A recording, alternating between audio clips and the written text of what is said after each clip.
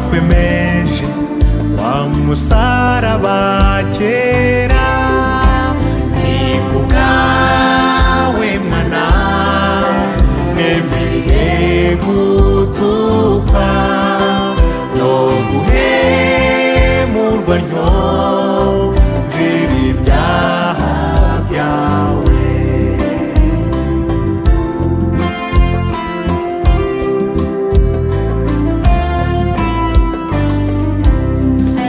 Mwami Yesu nyir'ubuntu, nyir'ubuntu nibambe, dore ibyaha nakoze ndaje nsabye imbabazi. Iki nakubiswe mwana n'imibyimba, ndetse n'imbereri n'ibyo bwishyu bwawe.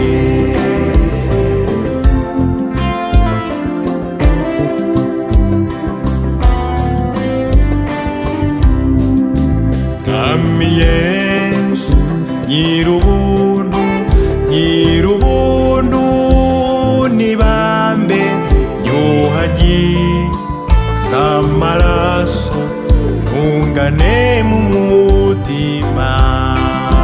Mwana bancumise burya mu rubavu, shyiramo ibyo byaha ngo bisibangane.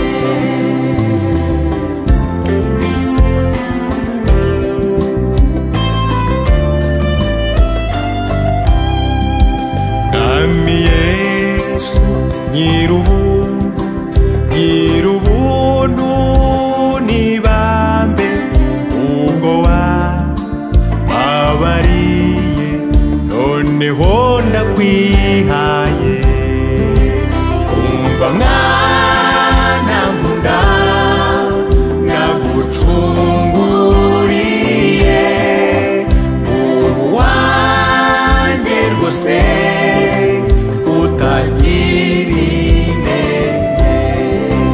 Umva mwana nkunda nagucunguriye,